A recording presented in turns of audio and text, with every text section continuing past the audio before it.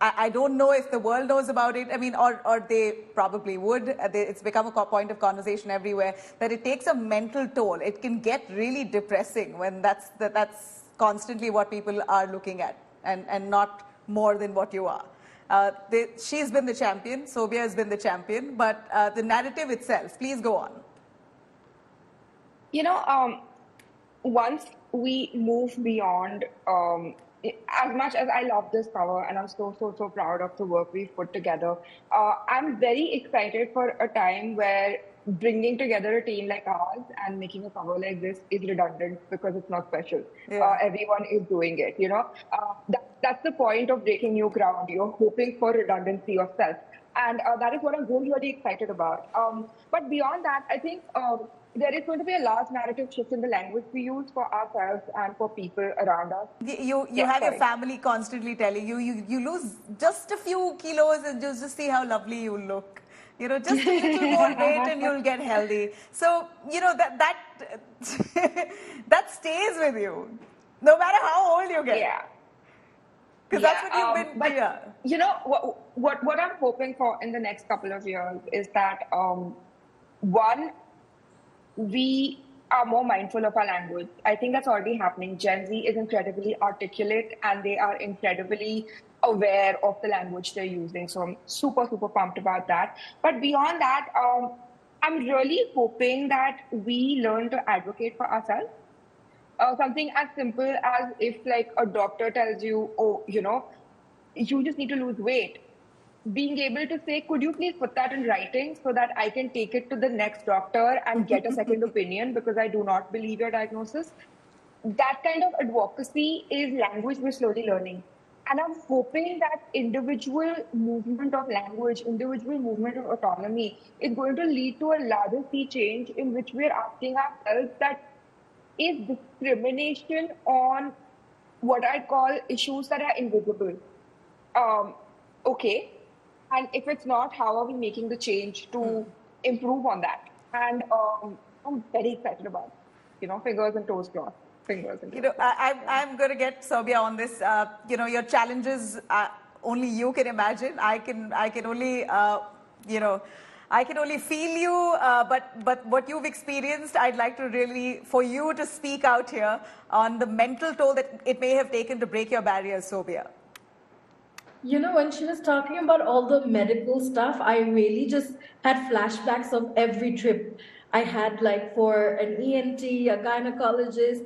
It is true. I think any problem you have, I went for like, I think there was like an abscess near my throat and they didn't give me anesthetics to get it out, you know, but for someone, if they were a smaller size to operate that, they would give it to me. And that's what the doctor told me. He said, it's a little risky because you're of a bigger size. So maybe you can just go without it. And I did do it without anesthesia.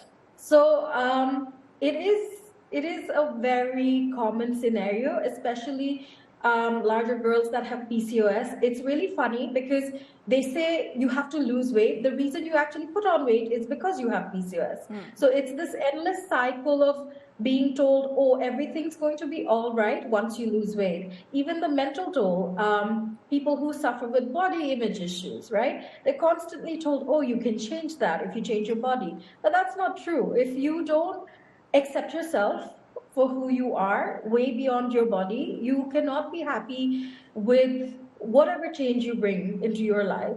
Because I think the biggest thing you can do for yourself is acceptance, because everything else changes in your life. People you are with, your family, it's something someone taught me, I think, as I said, early in my 20s, that you'll always have to spend time with yourself throughout your life. So it's better you start loving yourself now, because it's the only buddy you're going to have constantly for the rest of your life. Right, absolutely. And a quick question on the brands when they lapped you up, right? So what was it working with them, and what were their real asks? You know, was it just for marketing's sake, or did you really feel that these brand managers had a sense of sensitivity towards the issue at all?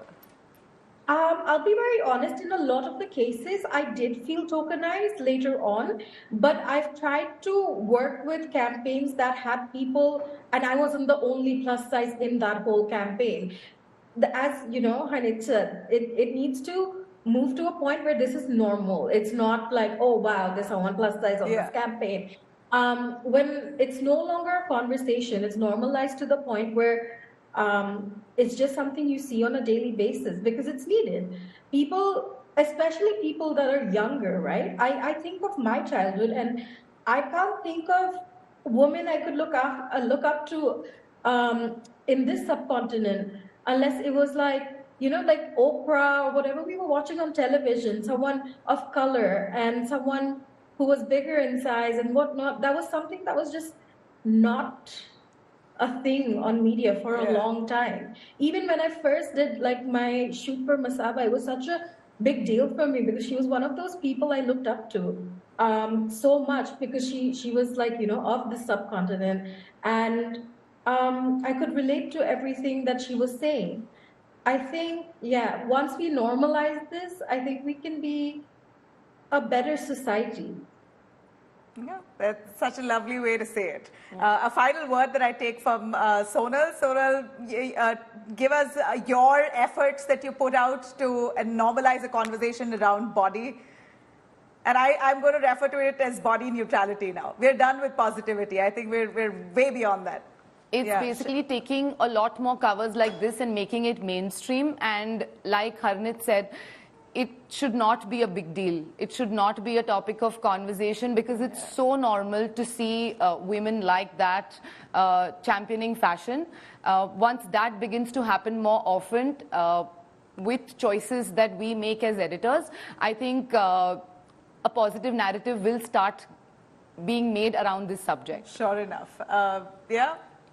Rasna, let me just say this. I asked a few boys, some of my friends, about what's really appealing about a woman. And I think the generation today, let me be very honest with you, the generation today are not obsessed with skinny girls. I think they're well past that stage. And what they told me was it's all about the attitude. And if you are able to love yourself, you have that confidence, no matter what size you are, I think that's the most appealing part. You know, I'll just kind of like bring this all together, like what Harnit said, what Sobia said, and what Sonal said, and what you said. Body positivity does not need to be about size. It's about everything. It's, as Southeast Asian women, we need to be proud of the color that we have, the color of our skin, what we do, what we decide to do in terms of our career, what we are going through, whether it's mentally, whether it's physically, and just owning it. And like Harnit said, Gen Z today is very, very particular about their language. They are very sensitized, which is nice to see. I have younger siblings, younger cousins who were quite supportive of this. They were like, oh wow, this looks great. The first thing people think when they see a fat body is that they're not working out, they're eating all day, they're really unhealthy. I'm sure that exists, right? I'm not taking that away from them. But I feel like that's not the case in most cases. Most of the people I know, and if they're fatter, I've noticed because they've been told they have to lose weight, they're the ones who are constantly dieting, constantly working out, and yet they're not getting results because it happens. Your body is different. Everyone's body is different. You don't know what genetic issues you come with or health issues that start taking place in your body. Like I said, with the whole PCOS thing, when I was younger, insulin resistance was not something that was openly discussed even within doctors. So the whole thing where I was punished, I had it was like a militant routine of being a swimmer. So the thing is, the only thing that was of concern was I think they expected me to be a smaller size. It didn't impact how I swam or anything. It's just the coaches kept wondering because they knew they put me on a strict diet. They knew that my dad would keep that in check and stuff like that. So that was the only conversation. They'd be like, there's no other issue. I mean, she swims so fast. There's no problem there.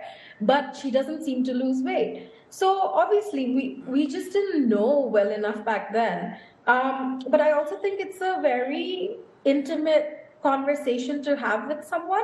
I think they were at a stage where they could say it, but I think being from Southeast Asia, it's just so blatantly said to your face. So many times in a day, like, by random people. Like Rasna was saying, the first comment someone makes when they see you is, have you lost weight or have you gained weight? Yeah. And We're all guilty of that. I am myself. My effort on a regular basis is to shed weight. How much have I lost? Every week I'm checking the weighing scale. Because that's what's being told to me even today. Nabila, you're on screen. You should take care of your weight. And believe me, I eat rather healthy. But unless I actually go on a stringent diet, I don't drop the weight. I'm actually going to interject here and tell you, I spent 2 days with Sobia before shooting, so she had arrived early and I was there. She's not lazy. Yeah. I am lazy. Like, I saw it. Like, this girl was like waking up at 6 a.m. She was in the pool. She was swimming, going to the gym. We were eating together, and I was seeing what she was eating and what I was eating. So I think, again, we need to be careful of the language we use. This is a step. Like Sonal said, there are lots of things that are going to... It's basically typecasting. Yeah, I think it's a lot of things, little endeavors that are going to take us to a better society, better world. Like Sonal said, the fashion industry in totality would have to come together and realize that we do not cater to only one size. We cater to all. Fashion's meant for everybody to have fun with. And that's the day, I think this is a small step in that direction. Absolutely. And, I think all you girls, fabulous girls here, have set the ball rolling on that. Yeah, and I hope one day it's just a norm. It's just regular. It will be. Sure enough. We're hoping to see more articles of such nature. Thank you very much.